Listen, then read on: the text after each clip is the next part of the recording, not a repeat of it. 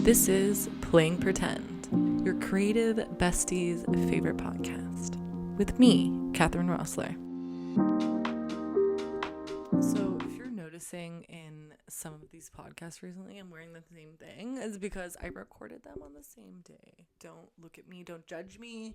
We're just trying to, one, make the podcast happen, and two, I'm trying to get ahead of the game a little bit, so I'm not just making content last minute. And also today, I feel like I have a lot to fucking say, okay? So that's why we're showing up. Today, we're going to talk about parasocial relationships and how that relates to our consumption of media, the current state of the world, and how creativity is the ultimate healing. We need creativity. We need the arts in our lives. I think it's so essential. I, on my stories, was talking about parasocial relationships. And this is something I think about often. A lot of the art that I make has always been around consumption and consumerism, but also the fact that art is healing. And I'll get to that in a minute. But even this podcast right now, if you're watching it or you're listening to an audio, whenever you see people on social media or in media in general, we build these parasocial relationships. And I think with social media, even though it really isn't social anymore, this is just media, it can now come from an individual rather than a news source or a business. It can be individually produced. Okay, so that is the democratization of the media that has happened, but it is still media. You cannot in this moment have a conversation with me in this moment. You're going to be watching it in my future, in your present, but we are not communicating in the moment together. It is, feel like you might be by leaving a comment or by sharing the video or sending a message, later. But it isn't a two-way conversation as much as it has been alluded that it can be. You can leave comments and you can interact with people in the comment section as well. But again, it's not reality, okay? This is a place of performance. Whatever is on here there's nuances to it. You don't know my exact situation in this life. You haven't been with me before the camera was on and after it's turned off. Same with anything you see online. You don't see what happens before and after. And this has really, this is something my generation and younger have literally grown up with. And it's just slowly been, we've slowly been, is indoctrinated the right word? We've slowly been exposed to it more and more over time. And especially for the younger generations in the book, The Anxious Generation, they talk about how just kids now are so much more, you're on your screens at a younger age, and it's so addictive now. There wasn't this slow, when I was first online, it was dial-up internet, and MSN, I guess, was the first messaging app that I had, but you'd have to go to your computer, you'd have to sign in, it was the family computer. It wasn't a personal computer. I was in my room. I was in a public, shared public. It wasn't public, but you could be on it in public or in a shared space. It wasn't as individualized as being on our phones. Where's my phone? I don't know where it is, but it's not a phone. Okay, people, it is a mini computer. It is a computer. It is not a phone. You can call people from it, but how often do I call people from it? Not too often, okay? I'm doing a lot more other things on there than I am calling, okay?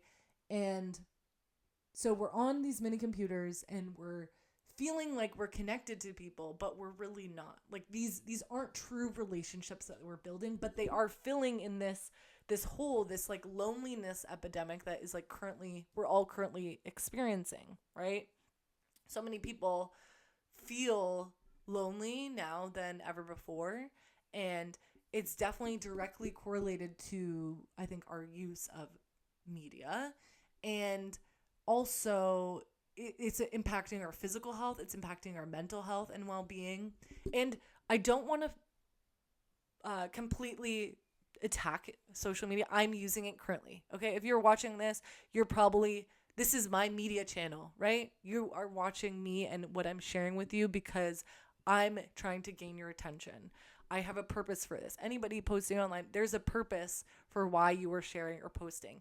Regardless if it was funny, silly, stupid, attention, serious, political, any message can come across here, but there is a message regardless of what the person is trying to say to you and whatever you gain from that message as the viewer, or that we gain, because I'm also a viewer as well, right? And the really, I think, great side of social media is this democratization. It has literally given anybody access to share what is happening. And we saw this exponentially skyrocket with TikTok. The speed at which TikTok can share information is actually wild, okay? In Coco Moco's podcast, she talks about Taylor Swift, and this specific example was somebody posted a photo of Taylor Swift at a restaurant on TikTok, or a video. And then that restaurant got swarmed within like the hours following that, because that video could instantly go to millions and millions of people very quickly. Whereas before, it would take a longer process of sharing. It wasn't able to reach such huge audiences. There wasn't an algorithm that you could reach such huge audiences so instantly. And, this has probably affected us in more ways than I can even imagine. And we're still like in this era. So honestly, I think it's hard to see what's actually going on until you've passed it. But basically, media can travel so much more quicker now. Messages can travel really quickly. And there is a benefit to this, like we are able to connect with people that we never would have if we weren't online in this way, especially for smaller communities or smaller groups of people. Like if you, for example, like I've connected with people that have long COVID online, and I know nobody in my personal life. I've never met someone in person that experiences the things that I do. Only online, only virtually. And those people have brought me a lot of help and a lot of insight into what I'm experiencing. But I don't actually know them. They're not in my close related circle, but it has really brought me so much help. And I think the same goes for so many different, different like people, especially in like communities like POC and LGBT communities, or whatever niche, like honestly, whatever niche community that it is you're in, you can find people online that are also into that. And so currently, like today I'm watching, and I don't know the name of the boat, but Greta Thunberg, the environmentalist, is on a aid boat towards Gaza. And we're now able to watch this online. And I knew that giving my attention to things was important, but something really clicked for me this time. It was like, wow, like she's using, because the ship that went before her was, I think was hit by, it was attacked. And so by her now going on this boat, like so many more people, like the media attention, like people are aware of this happening, and so many eyes are on this occurrence. And so it kind of changes the understanding of like what I guess the opposing forces can do to this boat. Okay. So it's a very unique power that we've kind of have. And we're able to do that with social media, protests, and people can speak up for what they disagree with. And I'm all for that. I think that is where a lot of change happens in the society. I'm from Canada, like there is a lot of grassroots and protests that change the way forward. And that is how it currently is. We could talk more about how government could change and things like that. But, it just gives individuals more power with their own individual voice. And back to all the wars that are happening around the world, specifically, I think of Gaza, the genocide there. And it reminds me of, in 2018, I had gone to Cambodia.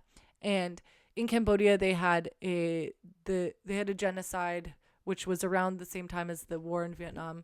And it was called like the Khmer Rouge. And when I was in Cambodia, you can see how the infrastructure and how the country is still recovering from that. I was able to go into different museums and different like memorial sites and read books and talk to people that were Cambodian about like that experience and like what it is now. I actually remember meeting a man, like you could meet a man at one of these museums that was a survivor of the genocide. And it was like to this day, like it still makes me really sad and emotional, because up until that point, like I guess being there and having an understanding and like really seeing and experiencing it was impactful to me. And one thing I remember was the media. There was this one museum, and you could go through one of their, like, I guess it was called a residential school. I don't remember the exact name, but they had the media that was shared with the rest of the world. And the media was very, because the media was shared by the country itself and by the government, the corrupt government, and I guess government and people that had the control of the media, which at this time I think it was just like newspapers, right? The news was very altered. It wasn't the truth of what was happening. It looked like, oh, this new government is coming in to help everyone. That was how they were sharing their message. But now in today society, that literally is impossible. Like, people experiencing these tragedies are literally able to report on a day-to-day basis instantly to the world what they are going through, what is happening. The government can't hide behind there's nothing to hide behind anymore. Like, everybody knows, we all know, we all see it, right? And again, like, it's just interesting to see this change that has happened. And I don't want to say it's for the good or for the bad, but they're intertwined, right? Like, there's this mass, and I kind of talked about this before, but like, it's almost like this social media is given us the power to reflect back to the world all the fucked shit that is going on, right? We're able to report on all the different things that are happening. But also, what I think is the difficult part of this is, like, our brains literally cannot comprehend and consume all this information and have this much coming at us, especially when it's fucking with our emotions. You're seeing somebody, like, you're seeing like bombings, and then you're seeing somebody like, something comedic, or there's this fluctuation. And as you can also change your algorithm, like, depending on what you want to seek out. Like, what you seek seeks you, right? Like, what you put out there, that's what they're going to show more of. And I'm finding the algorithms are more adapting to that. And sometimes, like, it gets a little even a bit boring, because you're like, I don't even know what I want to see, but I want to see something different. I want to not see this, but I want to see something new. It was like old YouTube. I feel like you could always find really interesting stuff online. And I think, like, this also links to, like, our negativity bias as humans. Things that go really viral online as well are influenced by, usually, if they, like, the longer that you stay on a video and the longer that you consume it or interact with it or whatever it is, the algorithm wants you just to stay on the app longer. So if you're consuming more or longer you're staying longer and interacting with a piece of content, that is going to go more viral, because the algorithm is like, oh, this is important, people like this, we'll share it to more people. It doesn't think about what it is that it's sharing. It just looks at the data and the attention that we all give it. And so when we give attention to different things, that's what's going to get pushed out. And it's not always going to be perfect. Like, I know there's a lot of talk about how the algorithms are biased too.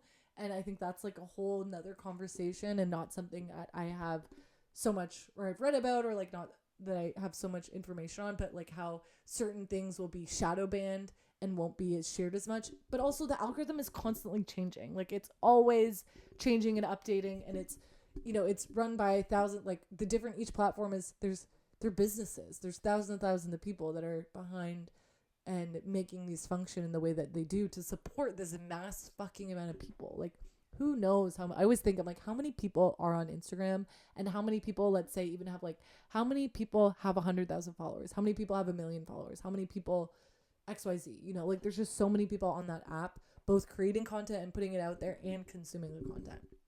So these are just, it's us against these huge corporations that are all working in tandem, and we're just kind of more out here solo, if that makes sense. I don't know if there's something there, but yeah, it is both connecting us in certain ways, but it is also deeply disconnecting us.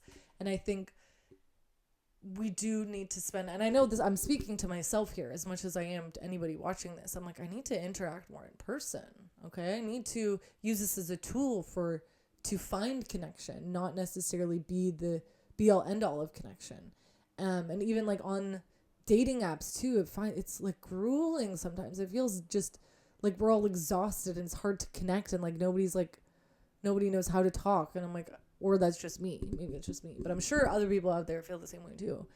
And I think this also is connecting to like, I think it's also amplifying like this issue with like I think it's called like the Lost Boys generation, but basically how like there have been so many supports for women over the years that a lot of women are exceeding men in certain areas, like in higher education, and like there isn't a need, like a woman does not need a man to own land or get a bank account, and can support oneself without a relationship. And that has left like this separation of separation of like matching, right? So a lot of women feel like the men that they're seeking aren't meeting their standards. And I think a lot of, specifically, I would say this is specifically for cis white men. There was this woman, her name is Vera Papisova, I think. She was on, a friend sent me her video, but basically she is a journalist, and she went on a dating app that was for, and I mean, like, even talking about this, I'm like, am I going to get hated on? Maybe. But she went on a dating app that was for like conservative men or conservative people in the States. This is in America. And I forgot what it's called. It was called like Just Right or The Right Way or something. And she was dating for like the like super alt-right male. And she was undercover, and she said she experienced some like really crazy interactions. And in particular, she talks about how she went on a date with somebody who had years earlier actually been part of, like, she wrote an article for Vox or something, and she was inundated with so much hate online. And I mean, that's another part of the online culture where people can just leave, like, people leave death threats all the time. I know quite a few creators that have gotten death threats that don't even have huge followings, that have like 30,000 followers or less on like Instagram, and get death threats. Same with TikTok. Death threats. Okay. That's crazy to me. I have not yet received a death threat, but I've received some really mean comments, and they're honestly fucking horrible. Anyway, so she had received a comment from this guy that was basically like was a death threat, and she actually ended up going on a date with him just to like understand. And her whole thing was like, this was during the election year in 2024, and she was like, why is it that all the am I getting this right? The Republicans are just like so hyped for Trump to win, and the Democrats were more like, it was just like lull. She was like, why are they so hyped? Why are the Democrats being boring and like not hyped to win this election and to like fight for it, right? And so going into these dates, she would basically say, I'm curious to like learn more. I'm open to learn and understanding, and like I want you to show me like what's going on. And she would go into like, she dated one guy, and he brought her into these closed groups, which were, he said they were like business meetings, but essentially when she was present in them, they would just talk about how to like, they were sharing like how to manipulate and control your wife or your woman or your partner. And it felt very like, one things she was sharing was very like Andrew Tate coded, like very, unfortunately, and this is sad that like there is this rhetoric that goes around online that caters to giving men this self-confidence that they want and deserve, but in a way that like is really not healthy, coming from men like Andrew Tate, who is a literal rapist, remove the G. He does not treat women well, okay? And it's unfortunate that that's where like this, I think it's called like red pill, and I'm not super, like, I don't understand it super well, but I have watched some of the content, and it's just like it's upsetting to me just to see how the messaging towards men of like how to date. I have also, like, I went on a date with a guy once. This was, I think, last year, don't remember when, maybe in the summer, and he basically would say, he's like, yeah, I want to date a woman, but like, she can't wear this and this and this. And if we go out, I'm going to protect her. I want to be your protector. And I don't want you to go out and you can't wear that, not because of me, but because of what other people are going to do. And I was like, but what about all the other time that existed before you were there? Like, you think she needed you to protect her?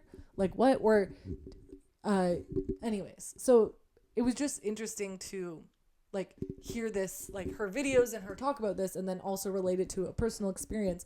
But then also, I think it's deeply integrated with, like, the current situations that are like the current situation of social media and how it is really changing, like, the landscape of humanity in so many different ways. And I think that is, like I was saying earlier, certain content that, like, is more triggering is going to get more attention, and things that are triggering or, like, that are more intense or seem correct are going to get pushed. And that's where you can fall down, like, these super alt perspectives. Like, even the opposite, the complete opposite side of that is there's, I guess, misandry TikTok, you want to call it, where it's like the complete hate of men and women, just choosing just to be completely decenter them. And I would say, like, it feels more extreme where it's like not consider them at all, and just, like, the pure hatred.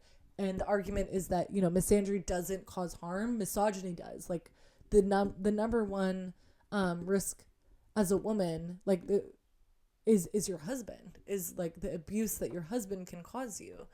I guess the argument from misandry is that, you know, misandry, like, maybe it's going to hurt your emotions, but, like, it's not going to physically harm you. Whereas physically harm you or, like, impact your life other than getting your feelings hurt. And that's something that, like, that you would have to deal with, or the men just have to just deal with the feelings, you know? And so, like, yeah, there's so many disconnects that I think are being perpetrated and happening because of social media. Even, like, a lot of what's the word, conspiracy theories, those get pushed a lot online, a lot of misinformation. And I think it really warps our, like, psyche and, like, how we perceive the world. And I think, yeah, it's all linked in one way, you know? And all this to say, you know, I think it is a tool that, like, we need to be aware of, the social media, the parasocial relationship of understanding the nuances that exist using social media as a platform and moving forward. Even understanding, like, with AI and how AI is changing technology at warp speed, and it is going to influence us, I think, in ways that we never really realized, how it's going to impact the environment in ways that, like, we don't realize. And maybe, you know, it can improve some things for us. You know, there is, I think, hope. I really want to be a climate optimist and a future optimist. What's the word? There's a word, like, utopia. There's a word that I can't think of right now. But look at the bright side of things and be delusional about the changes that can be made. Because I do also think that in order to make change, we need to, and I'm experiencing that myself, like, in order to make change, you need to look at the parts of yourself. We need to look at the parts of the world immediately and be forced into our face of, like, what is going on. And I think social media can be used as a tool for self-reflection, collective self-reflection, to really understand what's going on and taking a step back and looking at it, which, again, is, like, a privilege to be able to do that. And I guess one other thing that I wanted to loop in here is the creativity part. So I know, like, recently in, like, where I am in, like, Canada, Toronto, like, arts funding has been pulled out. I know the same thing with, like, nonprofits and stuff. And art is so essential to our health and well-being. Okay. There was a study that was done by this guy named Jordan, I forget his name. Anyways, he did this study that basically said the techniques used by the CMBM have reduced the number of those qualifying for the diagnosis of PTSD by 80% or more. Programs that incorporate drawing as an early intervention reduce PTSD by more than 80%. Okay? They actually did this with people in refugee camps from the war-torn Gaza Strip and from in Poland with those affected by the war in Ukraine.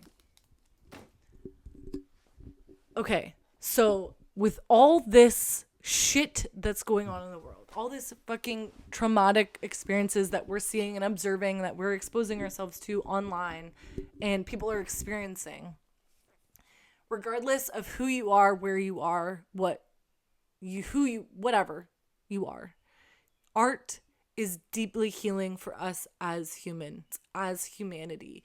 It evolved, during a time. It's thought that like the why drawing is so impactful is because it's thought that the like drawing and like visual cortex was evolved way before before language, right? And it is pre-verbal. And when we were first, when fire was made and like when people were, our earlier ancestors were gathering around the fire to like communicate, and they would be telling stories and they'd dance and they'd interact and like they'd create these worlds and narratives, and they'd be artisans, like creating tools and shit. And it was just like how we would like process our day, or how we would just like navigate and live through the world. And all of this to say, this whole episode comes down to say like art is so deeply healing. And the more that I'm reading this book, Your Brain on Art, and the more I'm learning about neuroscience, the more I'm learning in general about life and through my experience and understanding like my connection to art I've always had this draw. I've always had this feel and connection towards it, for that it being like very deep form of like of play and connecting to like your inner child. When my first memories are of me at the cut and paste table in kindergarten, like I just remember joy from being there and like creating, more so than the finished product. It was the moment, that feeling that I had, and that's the feeling that I think I've been chasing my whole life, is like I want to be an artist. I want to experience that feeling, and I want to bring that feeling to other people. And now looking at it, it's like, wow, that was something that I was just innately called to do. And reading that fact about the fact that drawing helped people process their emotions after severe trauma and significantly reduced it by 80%. Okay, these wars have just occurred. Like, this is not that new. Like, they're not old shit. This book was only written, I think, and published within the last 5 years. Post-pandemic book. When was it published? This book was published in 2003, so this is like new shit. Okay, and part of me is frustrated because I'm like, why did I need science or something to prove this for me? Why did I need the facts and the words for something that my body always innately knew? But I guess that's because I couldn't communicate it with myself. I couldn't put it into words. And now, like, the fucking example is because it wasn't words, it was pre-verbal. It was this understanding that can't be verbally explained. Okay? And I think it's just so important to really understand how deeply transformative creativity is, and tapping into that creative energy, tapping into that playfulness, whether it be art or drawing or music or whatever it is. And I think another episode that I'd like to talk about is like the aesthetics of art and how I think that's changed the game and graphic design and all that. But that's like I guess that's a different conversation to have. But just, the act of creating, being playful, creating art, no matter your skill level or ability, is something that we should do. In the book, it talks about making it like a regular part of your practice. And even that's where I'm having a big struggle right now, is tapping into that creative energy, tapping into my playfulness, tapping into the non-judgmental space in my brain to be a creative artist and be a creative human. And I think I'm having to do all this work and understanding to get there. And hopefully, I think I'm on this tipping point where I'm like, okay, I have to create. And Julia Cameron talks about that in The Artist's Way. Like, eventually painting will become easier than non-painting. Writing will become easier than not writing. And I'm learning more from the books that I'm reading and Your Brain on Art, and how I know at the end of this book there was another thing. Actually, let me look it up.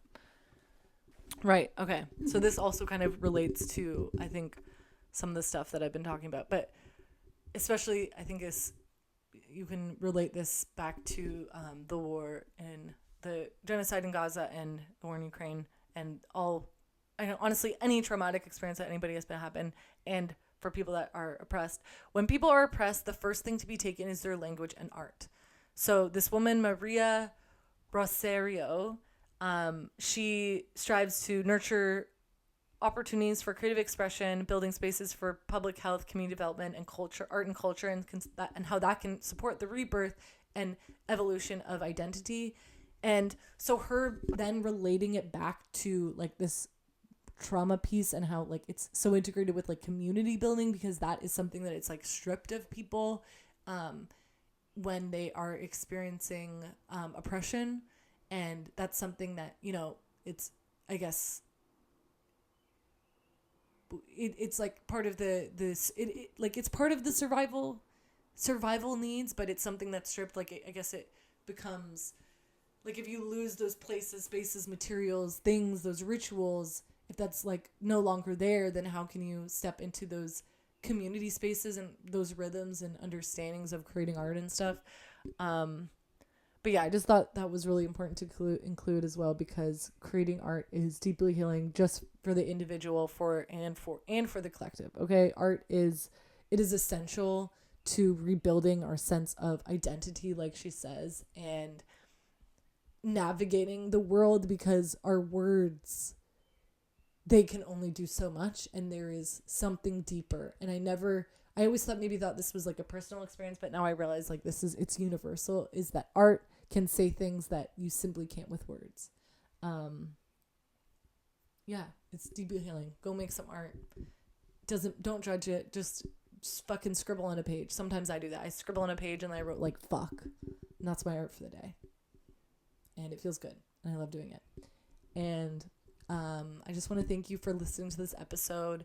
This episode was me combining a bunch of ideas that I've been having. I feel like I do like doing episodes like this once in a while that are more, it feels like it was jumping around a lot, but also is just feeling like more free flow. Not that I haven't done one of these in a while, because I've been doing more of like the Artist Way podcasts. But yeah, I appreciate you listening. Thank you so much. Please subscribe if you like the podcast. You can check me out on my personal Instagram or my podcast Instagram. The description is below. This is on YouTube. It's on Spotify. It's on Apple Podcasts. It's wherever you find your podcasts. I'd also like to remind you that I am an artist.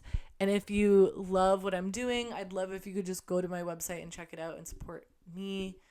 Or if you're not going to support me, go find an artist that sparks joy. If you're like, oh, I want this kind of art, honestly, send me a DM and I probably can put you onto an artist that makes the kind of art that you like and want to make. Okay. I feel like as artists, you know, when you're in like your own niche, you know, everybody else that in what they're doing, I can probably put you on to like other really fucking cool artists that do really cool fucking shit that may not be what I'm making. Okay. So if you don't buy from me, buy from another local artist.